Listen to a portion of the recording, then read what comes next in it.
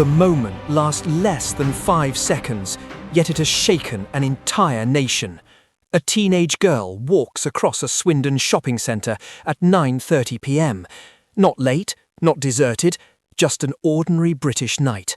But then, from the shadows of the car park, he appears. A 27-year-old man from Sudan, already convicted once, already released once, already known to the system. He moves fast. He grabs her. He tries to drag her away. Her arms flail, her feet scrape against the pavement, and the only reason she has not gone forever is because 2 stunned bystanders, ordinary people on an ordinary evening, race forward and tear him off her. The footage is grainy, frantic, almost unbelievable. You can hear the girl's panic, you can see the man's grip tightening, and you can sense the sheer chaos of the moment. This is not a distant headline. This is not a theoretical debate. This is a girl in a town centre, a child being pulled by a stranger who should never have been free to walk Britain's streets. This is a story of our times, a story of the migrant crisis. It is, and this is why people have been protesting, taking to the streets, because they are justifiably and entirely rationally increasingly worried about the threat to the safety of, in particular, women and girls. To understand how we reached this moment, you must go back 2 years. September 2023. The man arrives illegally.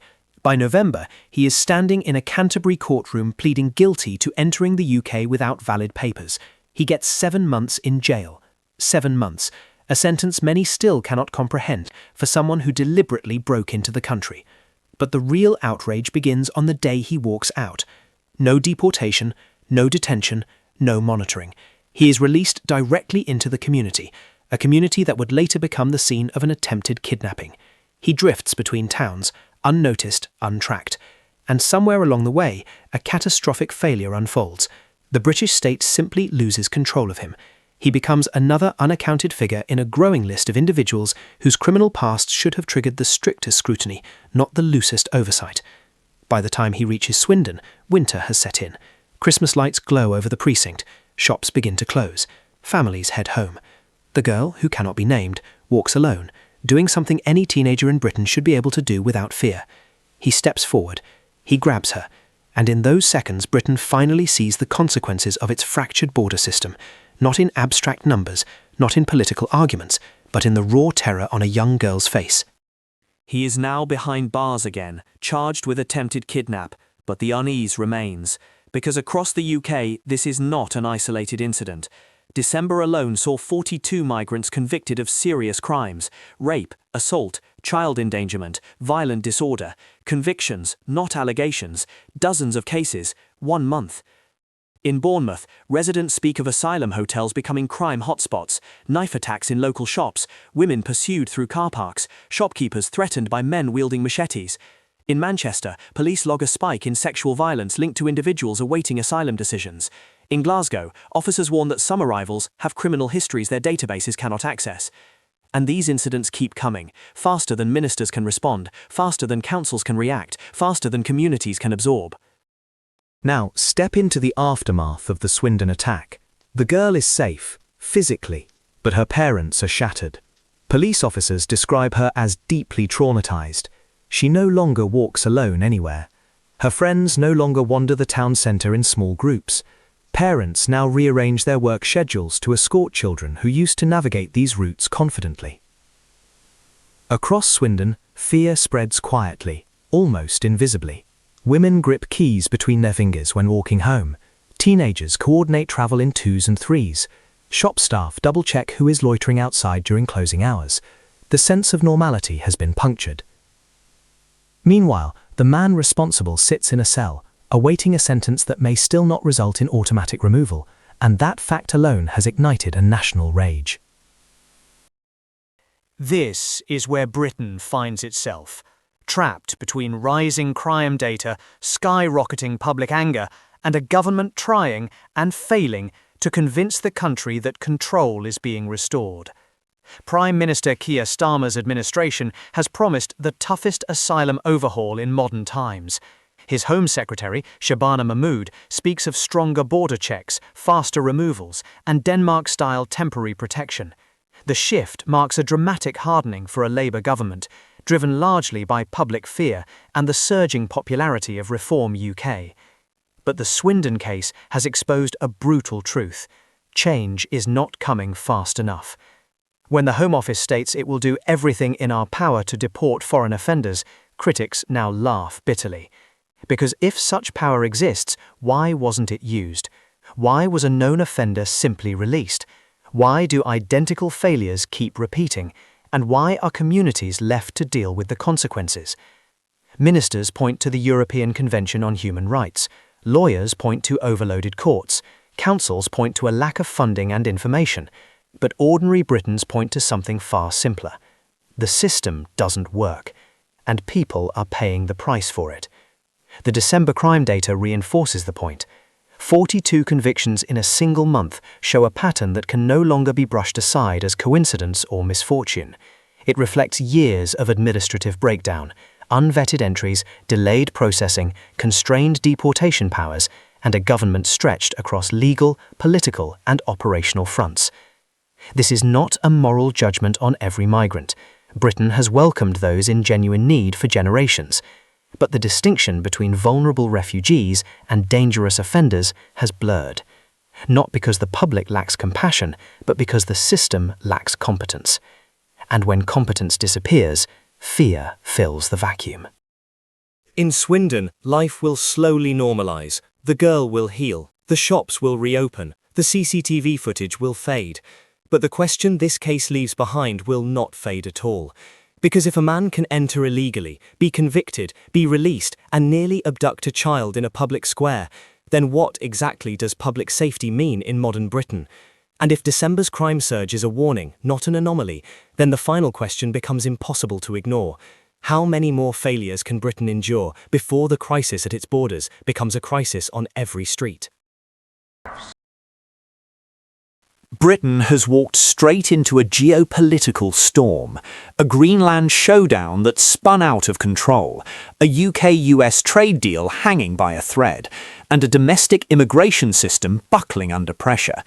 This is the story of a government trying to look unshakable while the world reorders itself around it, and of a Prime Minister discovering that strength declared in Parliament means nothing when events in Davos move faster than Westminster can catch up.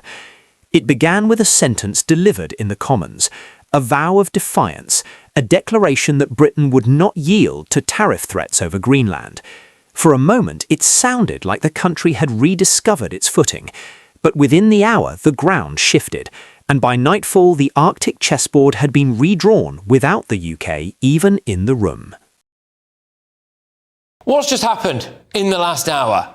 Starmer & Co. have yielded. Yes, based upon a very productive meeting that I have had with the Secretary-General of NATO, Mark Rutte, this is of course coming from President Trump's social media, we have formed the framework of a future deal with respect to Greenland and in fact the entire Arctic region. As ever, Sir Keir Starmer is several steps behind. He's known as Never Hear Keir because he's always jetting off around the world, but this time he decided to actually stay in Britain and not go to Davos. So he's missed out on being part of the Greenland chat.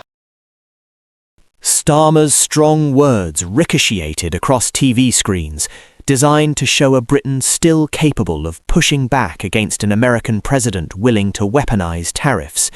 It was the Prime Minister's most forceful performance in months.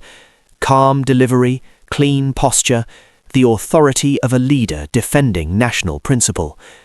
But outside that chamber, Davos was unfolding at a brutal pace. Trump, speaking with the confidence of a man who understands pressure better than diplomacy, announced that the United States and NATO leadership had already formed the framework of a deal on Greenland and the wider Arctic region, a framework built without the UK. A framework that instantly neutralized the tariff threat, but on Washington's terms, not London's. In an instant, Starmer's defiance lost its weight. Britain had spoken boldly while a different outcome was being negotiated thousands of miles away. And when the Danish Prime Minister arrived in London the next day, hoping perhaps to stand shoulder to shoulder with the UK, the deal had already been done elsewhere. No joint posture, no diplomatic win, no strategic role for Britain beyond applauding decisions made without it. Inside Whitehall, the mood shifted from frustration to disbelief. Senior officials whispered that the UK had become a spectator in its own alliance. The government insisted it had taken a principled stand, but the world had moved too quickly for principles alone. The Greenland crisis did not erupt into a vacuum. It collided with a domestic landscape already stretched to breaking point. Detention centres operating below capacity despite rising numbers of small boat arrivals. Protests flaring as asylum seekers challenged the Home Office's one-in, one-out policy. Councils overwhelmed by housing shortages, while public anger sharpens with every new headline. The Home Office's decision to introduce stricter English language rules for new arrivals has ignited another wave of controversy, accused by some of being a political smokescreen and by others of being overdue. But the deeper issue is perception, a government promising control while communities feel anything but secure. So when the Prime Minister thundered about defending Greenlandic sovereignty and Western principles, many asked a quieter, more uncomfortable question. Where is that resolve when Britain's own borders look porous? Where is that steel when towns along the coast are begging for support? It is no coincidence that immigration frustration and geopolitical anxiety are rising together. Both speak to a fear that Britain no longer commands the authority it once did, not abroad, not at home. Amid the Greenland chaos sits a deeper and far more consequential problem, the future of the UK-US trade deal. For half a decade, successive governments have promised that a landmark trade agreement with Washington would anchor Britain's post-Brexit economy. Yet tonight, that dream looks increasingly like a political relic. Trump has already signalled that Britain is not meeting his expectations on defence, Arctic alignment or China policy. The approval of the controversial Chinese mega-embassy in London has raised eyebrows across the Atlantic, and Britain's absence from the Greenland framework discussions has amplified the perception that London is drifting, unsure of its footing, unable to act with decisive intent. Officials within the Department for Business, speaking quietly but urgently, warned that the trade deal is no longer a strategic inevitability, but a distant aspiration. America is negotiating with Europe, with NATO, with governments willing to align themselves with its Arctic agenda. What it has not shown is any eagerness to prioritise Britain, especially a Britain perceived as hesitant, reactive, and increasingly divided. What is rarely acknowledged publicly is just how much leverage Britain has already lost. US negotiators, according to senior trade analysts, now speak openly about seeking bilateral concessions that would have been unthinkable even 2 years ago, including stricter rules on data transfer, expanded agricultural access, and deeper defence procurement guarantees. These are not merely bargaining chips, they are signs the balance of power has shifted. Washington knows the UK needs a win, and it is pricing that desperation into every conversation. If Britain enters formal talks from this weakened position, it may not secure a deal at all, or worse, it may sign one that locks the country into structural dependence for years. Tariff uncertainty alone threatens billions in investment, and businesses already fatigued by years of instability are beginning to look elsewhere. The idea of global Britain, once a rallying cry, is becoming harder to defend. The patterns emerging are impossible to ignore. A Prime Minister asserts sovereignty over Greenland, only to be overtaken by events orchestrated elsewhere. A government promises control of immigration, while its detention centres sit half-empty and unrest spreads. A country vows to forge bold new trade alliances, yet finds itself sidelined as global power blocks reshape Arctic strategy without it. In geopolitics, absence is not neutral, it is dangerous. Britain's decision not to attend Davos may have been intended to show focus at home, but it instead highlighted a reality the public is beginning to recognise. The world is no longer waiting for the UK. China expands influence inside London. The US negotiates Arctic security without British input. Europe braces for tariff retaliation and tightens its unity. And Britain stands in the crosswinds, arguing principle while partners and rivals alike race ahead with practical deals. What haunts Westminster tonight is a single fear, that Britain is no longer steering its future, but being dragged behind it. A Prime Minister declares strength. A President redraws the map. A trade deal wavers. An immigration system strains. A nation once certain of its place now finds itself unsettled, unanchored, unsure. If Britain cannot shape the world will shape Britain, and it is already happening faster than anyone in government is willing to admit. So the question facing the country tonight is stark, urgent, and unavoidable. How many more shocks can Britain withstand before the illusion of control finally collapses?